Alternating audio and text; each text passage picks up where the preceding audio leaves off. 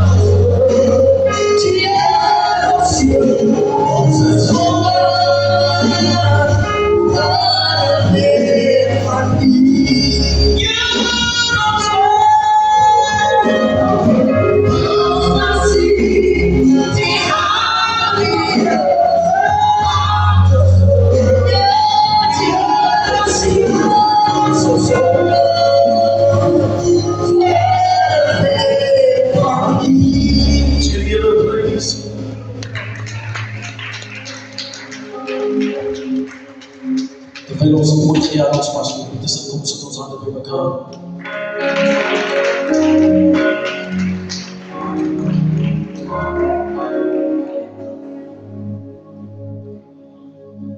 Goeienaand geliefdes, ek wil met die groot en mooie naam van ons Heer Jesus, ons bishop is ook groot, Heer aan my, elke bemoeiening van die Heer. Ons is vandaag gekom om die woord van die Heer te luister, het is 'n voorrecht om die man van die Heer aan die voor te stel, dat ons gaan bedien met die woord.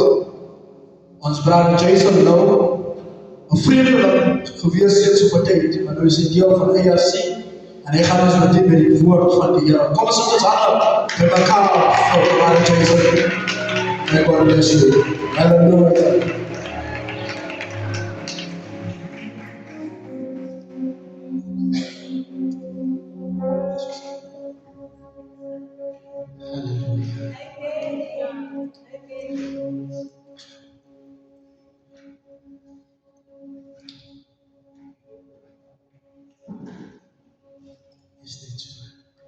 Goed in Jesus naam. Is het goed om hier te wees?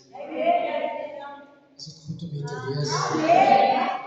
Kan iemand sê halleluja?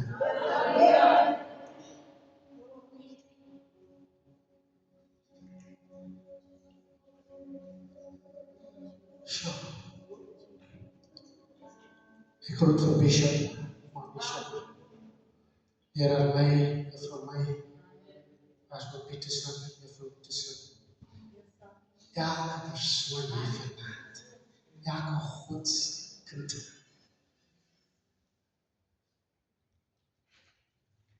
Ek vind dit regtig 'n voorreg vanaand. Ek weet jy ook met Bishop van die taak as jy weet. Ek voel so, ek sal nie sê minderwaardig, maar ek voel nie waardig. As ek dink aan die getyd, die toneel wat die afgespeel het, then the chorus writer comes to mind. What kind of man is this? Why does he care for me? I guess he did not see that I am the one to blame. I have caused him all this pain. What is this.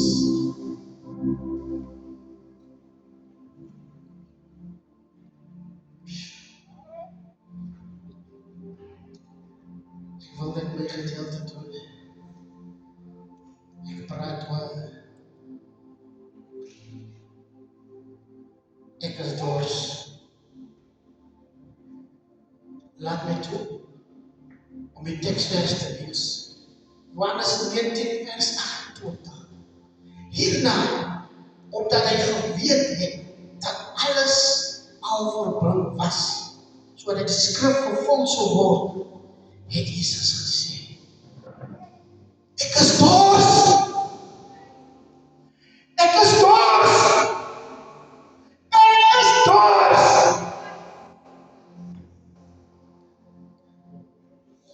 Voordat hy gesê het dit is volbring, voordat die tempelgordyn geskeur het, voordat die verlossing voltooi was, voordat die oorwinning gekom het, sê die Here, ek is dors.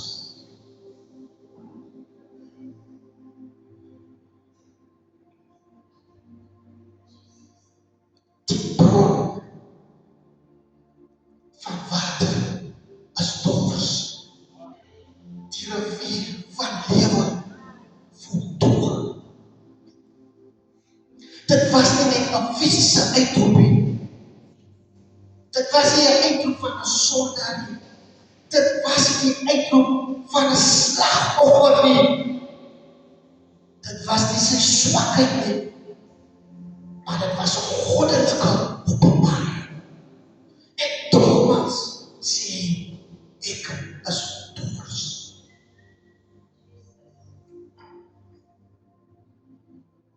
Die bron van water is dors.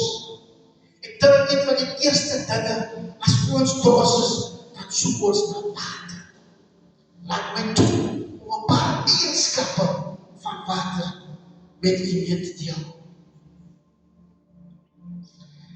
Water het die kapasiteit om enige vorm aan te neem. Maar hier het ons die skepper van alle vorms wat de nood het na die vorm van water. En nogmaals sê hy, ek is dors. Die bron van water is dors.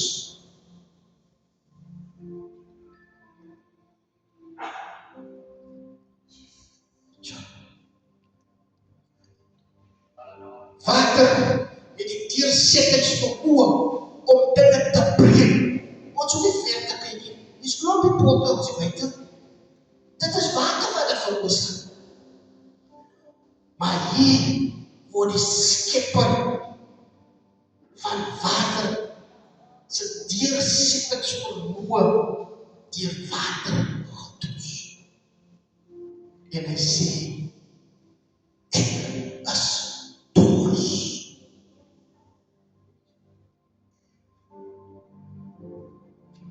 Die bron van lewende waters vra na water.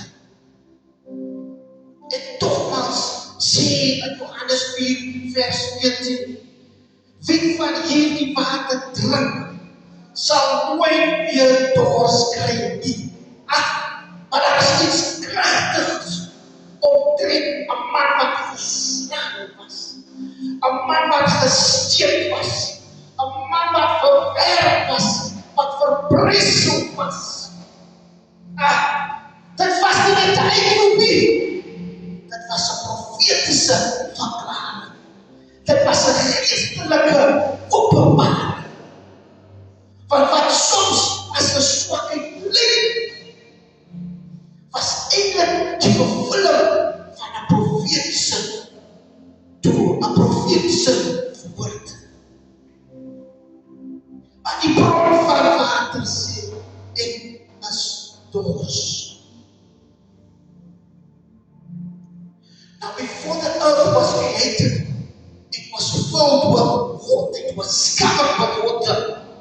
allow me to reveal some things to you. Now the Old Testament concealed things,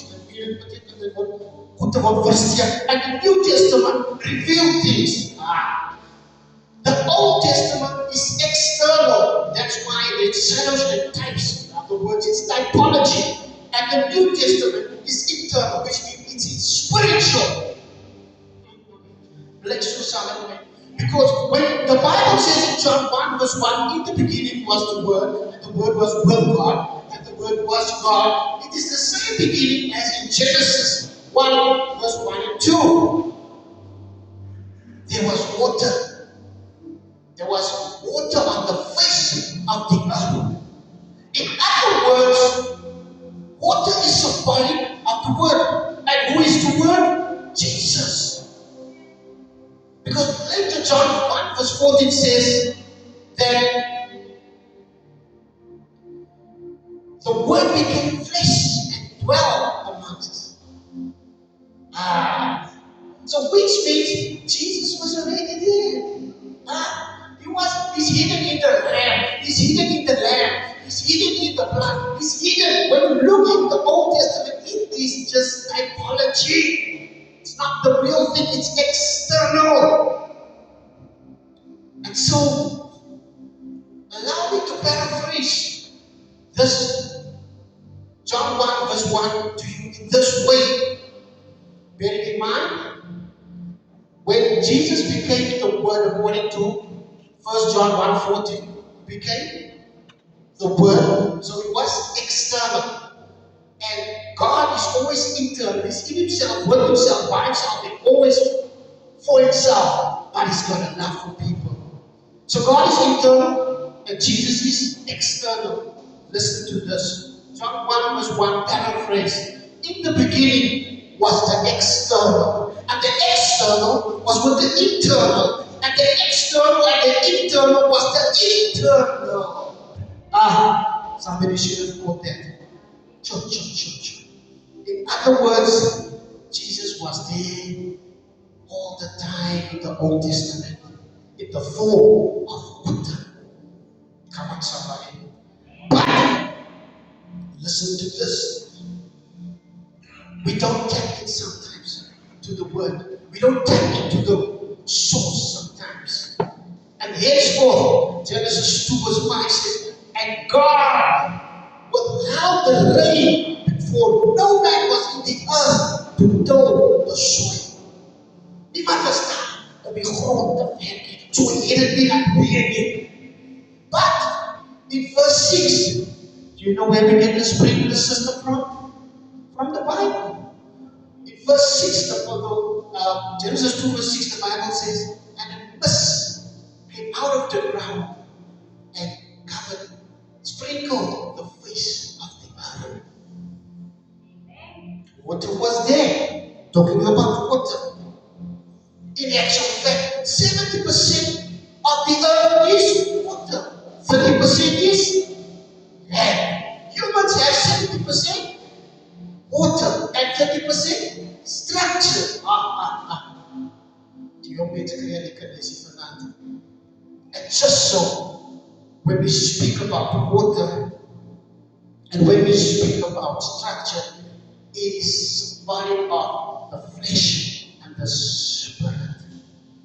And so, in the DNA of Adam, it was locked up. Now, many of us might not know that depending on how far you have studied. Now, the Hebrews in the ancient time had a geometric code. In simplicity, what it means is for every letter, they had a number value attached to it. Okay? Isn't it also with me? So Adam had 3 letters. In the Hebrew, his name is written in 3 letters. The first letter is Aleph. Aleph means spirit and leader. The second letter is Dalet. It means door. You know where Eve came out of? The door. I'll explain to you later. And the third letter was Mem, which means blood. So in other words, Adam was spirit and blood. Flesh and spirit. Just so if you take the number value of each letter, Aleph is the value number of 1, Dalet is the value number of 4, and Mem is the value number of 40. If you calculate together, it comes to 45. The number 45 significantly means man. Man also means he's human, he's human, he's humble, but it also means dust, and it also means God's image. In other words, Adam was symbolizing that he was spirit and blood, and just so Jesus was flesh and blood, especially when we look to the cross. Kan iemand sê ek is dors? Ek kan nie hoor, kan iemand sê ek is dors? Right, die bron van water is dors. Laat my toe my illustrasie te maak. Stel je voor in die woestijn, als daar een man, hij is dors, hij is zwak, hij is op die punt om te sterven, maar hij krijgt een bottel water. Oh, en hij drinkt als hij dors voor erger. Hoe komt? Want daar was zout in die water. Zo, dat lijkt zoals water, dat bloed zoals water. Maar dit het op meer dorst gemaakt. En dis hoe die wereld daar buiten is. Die sonde lijkt goed, maar dit maak jou leeg. Dit lijkt weg, maar dit maak jou dorst. Dis hoekom Jeremia 2 vers 13 sê, hulle moet verlaag die fontein van lewende water. As dit jou nie vul nie, kom dit nie van God aan. Oh, ons sing so lekker die spoortjie, vrou van Samaria, bring vir my 'n bietjie water. Maar dit soms ons het nie die volle insaag van wat hy woordjie beteken nie. Allow me to share some fragments. This woman at the well, according to John 4, she came empty. She was rejected. She was searching. She was dry, spiritually and emotionally. She was so shy that she came, the Bible says she came at the 6th hour. The 6th hour is midday, when the sun is on its hottest, when nobody is around. Why? Because she was shy. She was scared to expose herself to others because of her situation. The number 6 also speaks about judgment, redemption, and transformation. Oh, but you know what? When you come at the 6th hour, your emptiness is at its peak.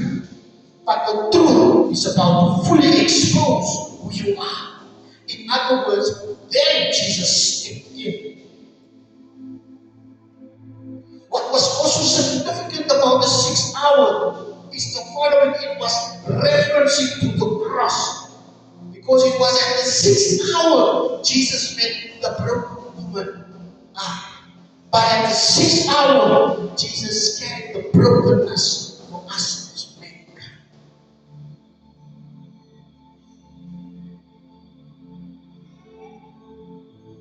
Jesus sê vir die vrou, gee my om te drink. Bishop die eerste skrif sê, wat 'n verbeterheid. En die vrou begon vir Jesus te vra, maar waar is jou skepter? En dit kom by my, evangelist Caleb, dat hoe kan die skepsel vir die skepper vra as hy skepter?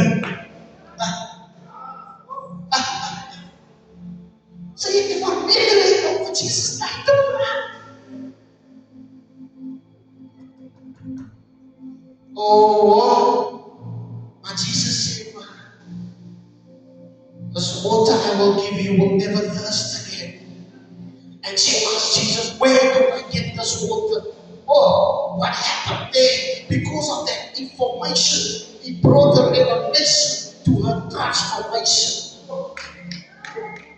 She came in the same, but she left with purpose. She came alone, but she left as an evangelist to a city and told them about Jesus.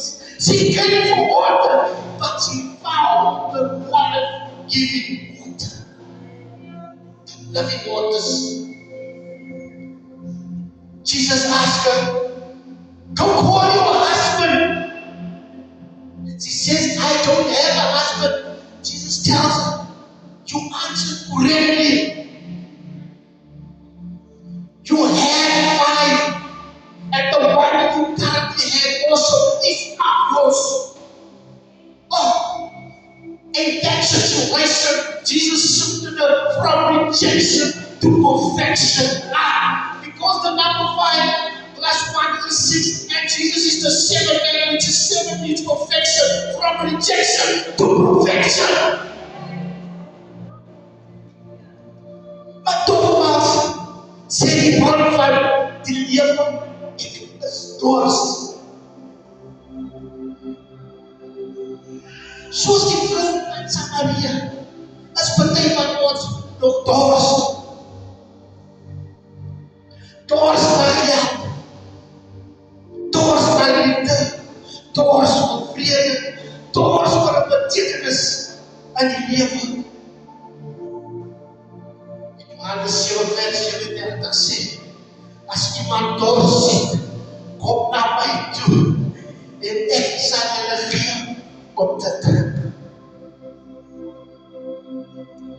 This cross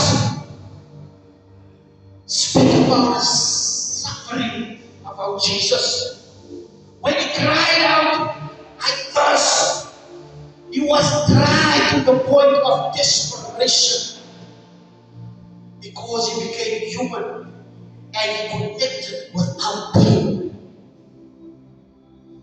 He was, I said, Father, what want to me? He was cut off from his source. This crying was unbearable. The nails in his hands, the nails in his feet, blood leaving him. Dehydration set in. He felt exhausted. As if that wasn't enough. They pierced him in the side. The word side is the word rib. Do you know where this word rib started? It started right in Genesis. Or the word side also means the word door. In other words, when Adam gave birth to Eve, it was through the door. Later in the ark, you will also find the door. God shut the door. That is the same door that God let Noah and his family in him. Right? Just so when Moses was in, there was the door. And that's why when he had on the cross, he was actually saying beside, I am the door. I am the way. And because of that door, blood and water gushed out of his side. Just like Adam was blood and water, spirit and flesh, just so Jesus became spirit and flesh. One of the most beautiful things that stood out for me was this cross also was connected to our communion table. He was identifying with our struggle. He understands how it feels to be empty. But you know what God does? He steps into your condition and pull you into his position. In other words, he became sin so that we can become righteous. He became empty so that we can be full. And he does for more than grace. Zodat ek en u nooit weer hoef leeg te wees nie. People think they need money. They think they need a relationship. They think they need a status. but they need God. Jeremiah 2 verse 13 says this way, for my people have committed two evils. They have forsaken me, the fountain of living waters, and worn out systems, broken systems that could not hold water. You don't have a resource problem. You have a source problem. You've been empty too long. You've been dry too long. But tonight is your filling night. His thirst became our overflow. He took our dryness and He gave us fullness. Less of me and more of Him. The living waters is flowing tonight. Dry places will be broken tonight. It's flowing, it's flowing, it's flowing. Now, 1 year Tessacope sings the beautiful song. Fill me up till I overflow. I wanna run over. I wanna run over. We need to get to the overflow. Isaiah 47 says like this. Oh, the temple, the river was flowing. Oh, the river was flowing, ankle deep, knee deep, waist deep, and swimming. When we were ankle deep, it was the stage where we were still a baby Christian. When we are knee deep, it speaks about our prayer life is starting to improve now. When we are waist deep, it speaks that we are mature and stable. But we need to come to the point where we are swimming in the water, which means we are in the Spirit day and night. But Ezekiel 47 was speaking about levels. When you step, when you step into the next round, let me just get this here, let me get this here. Oh, we thank you, Father God, we honor you. It's flowing. Somebody say it's flowing. Come on, I can hear you say it's flowing. And so when Ezekiel speaks about the 4 stages going out of the temple, it was just levels. But when you come to Revelation 22 verse 1 and 2, it says the following. It says there's a continuous flow. There's a continuous flow. It's full, it's full, it's full. Verse 1 reads as follows.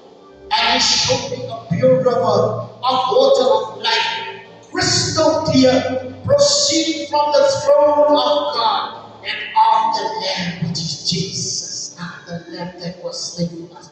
Verse 2 says it like this.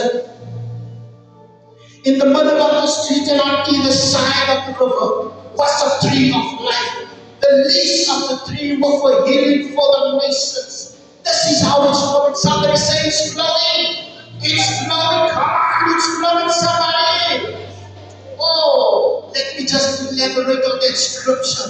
The Bible says the water was so pure. In other words, pureness speaks of holiness, truth, and perfection. In other words, it was not contaminated. It wasn't corrupted. It was the pure water from the pure God. Simply saying, when God's life is in you, there's no darkness in you. In Canaan, it will opposite. As the Bible says, come down with the in water and yet for them they come. Yeah, come on. Somebody say it's flowing, it's flowing, it's flowing. Come on. The river, according to Revelation, is flowing from God Himself and the Lamb. It's not man-made, it's not seasonal, it's divine and eternal. The river will only flow when the throne is established. Oh. In other words, saying, if God is not enthroned, the river is restricted. In other words, what I'm saying is, if your life is connected to the throne, don't connect it to your environment. Can somebody say it's flowing? It's flowing. The tree speaks of healing. This tree was the tree back in Genesis. All it's flowing from Revelation into Genesis, which means the tree speaks about the tree of life, it speaks about God, and it speaks about us and the choice we have to make. And so God is restoring the tree in Eden with this flow. Everything that was lost will be returned. There will be a continuous life, a continuous fruitfulness, and divine provision. The name speaks about healing for the nations. This was not just physical, but it was spiritual and for complete perfection in us as mankind. No brokenness, no division, complete. We get solutions to broken systems when the river is flowing through us. Somebody say it's flowing. Furthermore, the scripture said that there was a continuous flowing. It wasn't stagnant, which means this water was alive. This water was active. Ezekiel 47 verse 9 put it like this. Everything will live when the river flows. Dead dreams will revive. Dead people will revive. Dead things will revive. Your faith will come alive again. Dead situations will be shifted again. Why? Because this is the resurrection power in motion. In motion. Somebody say it's flowing. You see, stagnation water can either be dead or it can produce life. Christianity without a flow becomes a religion.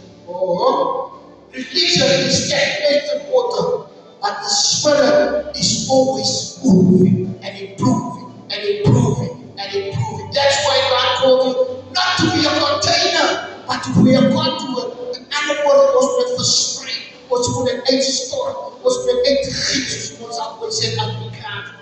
This water later becomes the fountain. John 4 verse 14 says, the water I shall give him will become a fountain in him into everlasting life. Meaning when God sits on your throne, his river flows through your life. But who is sitting at your throne? Who is on your throne tonight? It's what he says. If any man thirst, you don't need to be qualified. You don't need to have status. No perfection is required. The only thing God is looking for is not perfection, but somebody that's responding to a thirst. Are you thirsty tonight? So he became dry on the internal, here, so that we can be satisfied eternally, especially when it comes to the communion cup. Say to your neighbor, I will not die empty. Say, my season is breaking. I am connected to the source.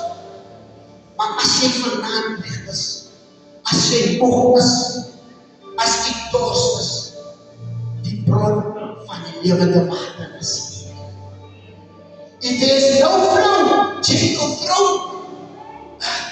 If there is no flow, check your throne. Because remember the scripture, it's flowing from the throne of God and the Lamb.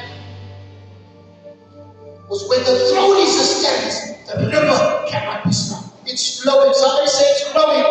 Come on, it's flowing. Say, hey, fire. Onleef te bly van God in kraag, in volle prijs. And closing with the following words. So Ezekiel 47, when the water was flowing from the temple, it spoke about levels. In Revelation, when the water was flowing from the throne of God and the Lamb, it was a continuous flow. It never stopped. And when you get to that point, you will come to John 7 verse 38 that says, out of your belly will flow rivers of living water. Amen. You see, the river is not a place you must reach. It's a flow you must get. May God bless us tonight. Amen. It's flowing, it's flowing, it's flowing, it's flowing, it's flowing. Come on, somebody, it's flowing, it's flowing. Stand with us as we just say it's flowing, just step in. It's flowing, come on.